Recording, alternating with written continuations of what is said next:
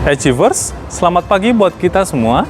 Jumpa lagi dengan saya, Sersahala Freddy Simanjuntak dalam pelajaran Ekonomi Lintas Minat.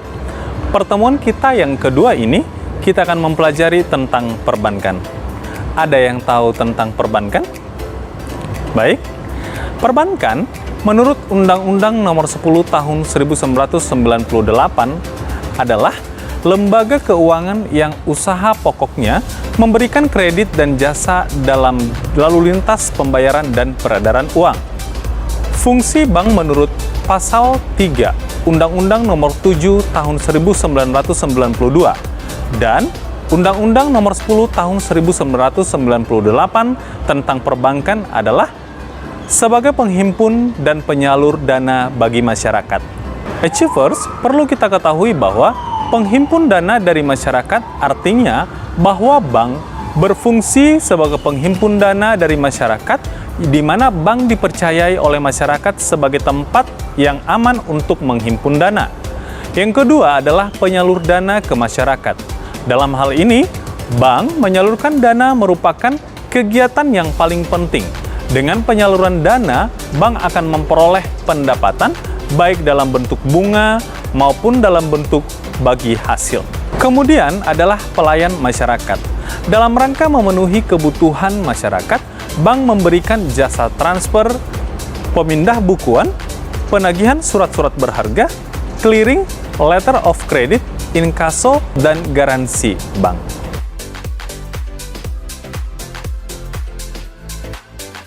Achievers, kita juga perlu mengetahui jenis-jenis dari bank itu sendiri. Yang pertama adalah menurut jenis kegiatannya.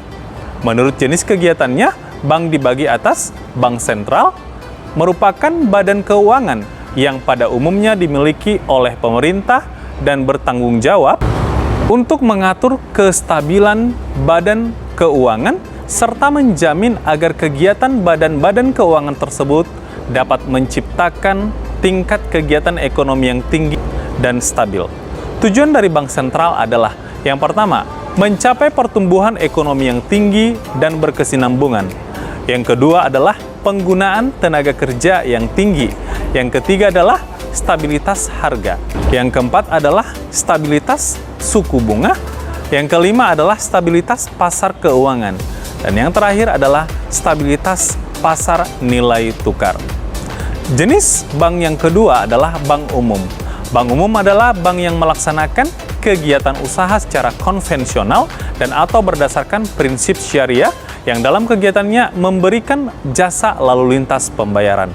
Adapun yang perlu kita ketahui tentang fungsi bank umum adalah yang pertama, menghimpun dana dari masyarakat dalam bentuk simpanan berupa giro, deposito berjangka, sertifikat deposito, dan tabungan. Yang kedua, memberikan kredit dan menerbitkan surat pengakuan utang. Kemudian, membeli, menjual, dan menjamin atas risiko sendiri maupun untuk kepentingan dan atas perintah nasabahnya. Selanjutnya, memindahkan uang baik untuk kepentingan sendiri maupun kepentingan nasabah. Dan menempatkan dan meminjamkan dana kepada bank lain, baik dengan menggunakan sarana komunikasi seperti surat maupun dengan wesel, cek, dan lain sebagainya. Yang ketiga adalah bank syariah. Berdasarkan Undang-Undang Republik Indonesia Nomor 11 Tahun 2003 tentang perbankan syariah. Bank syariah adalah yang menjalankan kegiatan usahanya berdasarkan prinsip syariah. Prinsip syariah adalah prinsip hukum Islam dalam kegiatan perbankan berdasarkan fatwa yang dikeluarkan oleh lembaga yang memberikan kewenangan dalam penetapan fatwa di bidang syariah. Yang keempat adalah Bank Perkreditan Rakyat atau BPR. Bank ini menerima simpanan dari masyarakat dalam bentuk deposito berjangka, tabungan, dan bentuk lainnya dan memberikan pinjaman kepada masyarakat. Kemudian, kita harus mengetahui jenis bank menurut badan hukumnya. Bank menurut badan hukum terdiri atas perseroan terbatas atau PT, koperasi, dan perusahaan daerah. Kemudian, jenis bank menurut kepemilikan. Yang pertama adalah bank pemerintah. Bank pemerintah adalah bank yang modalnya berasal dari pemerintah dan bertugas meningkatkan kesejahteraan masyarakat. Contohnya, Bank Tabungan Negara, Bank Republik Indonesia, Bank Nasional Indonesia, dan Bank Mandiri. Kemudian bank swasta nasional. Bank yang pemilik modalnya berasal dari pihak swasta. Contohnya Bank Mega, Bank Sim Niaga, Bank Lipo, dan Bank Sentral Asia. Bank swasta asing adalah bank yang pemilik modalnya adalah dari pihak swasta asing.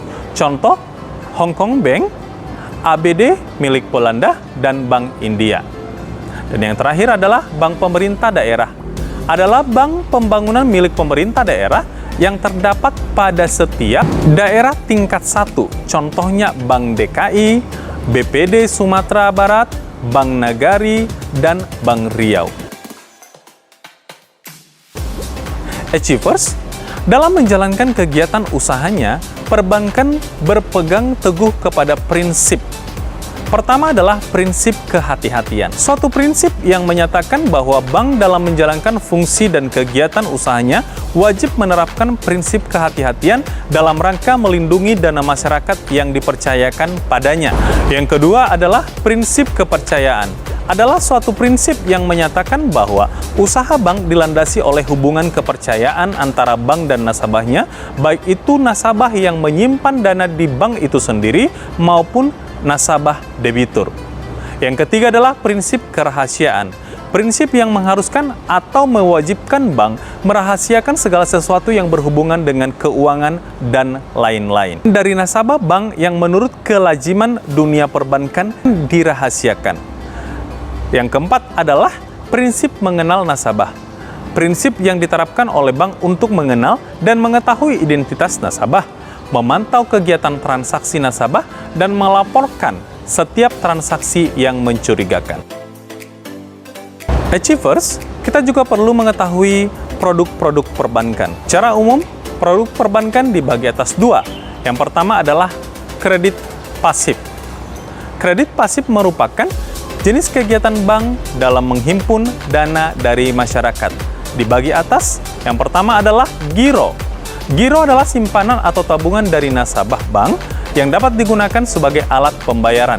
Yang kedua adalah tabungan berjangka, adalah sejumlah uang yang disimpan oleh nasabah di bank dengan jangka waktu penarikan yang telah ditentukan. Misalnya 1 bulan, 2 bulan, 6 bulan, 1 tahun, maupun 2 tahun. Yang ketiga adalah tabungan. Tabungan adalah simpanan nasabah di bank yang penarikan dananya dapat dilakukan setiap saat sesuai dengan ketentuan yang ditetapkan.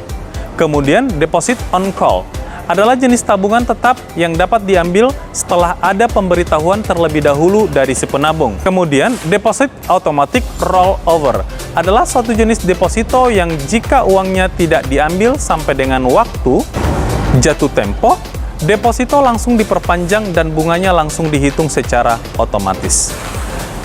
Achievers, yang kedua adalah kredit aktif. Kredit aktif adalah dana yang diberikan oleh bank kepada masyarakat untuk berbagai tujuan. Kredit aktif dibagi atas. Yang pertama adalah kredit rekening koran. Kredit yang diberikan sesuai dengan kebutuhan. Kredit ini dapat diambil sejumlah yang dibutuhkan. Jenis yang kedua adalah kredit reimburse atau letter of credit. Merupakan pinjaman yang diberikan suatu bank kepada nasabah dengan cara membayar harga beli suatu barang. Kemudian kredit accept adalah kredit yang diberikan oleh bank dengan cara menandatangani accept yang ditarik oleh nasabah. Kemudian kredit dokumenter. Kredit dokumenter merupakan kredit yang diberikan oleh bank kepada nasabah atas jaminan dokumen yang diserahkan oleh bank. Dan yang terakhir adalah kredit dengan jaminan surat-surat berharga, adalah kredit yang diberikan oleh bank kepada pelanggan untuk membeli surat-surat berharga. Achievers, demikian pelajaran kita pada pagi hari ini tentang perbankan, jenis-jenis bank, dan produk-produk perbankan. Untuk lebih jelasnya, kalian dapat membaca buku Ekonomi ESIS kelas 10. Sampai bertemu minggu depan. Jangan lupa cuci tangan, jaga kesehatan, dan saya ucapkan terima kasih.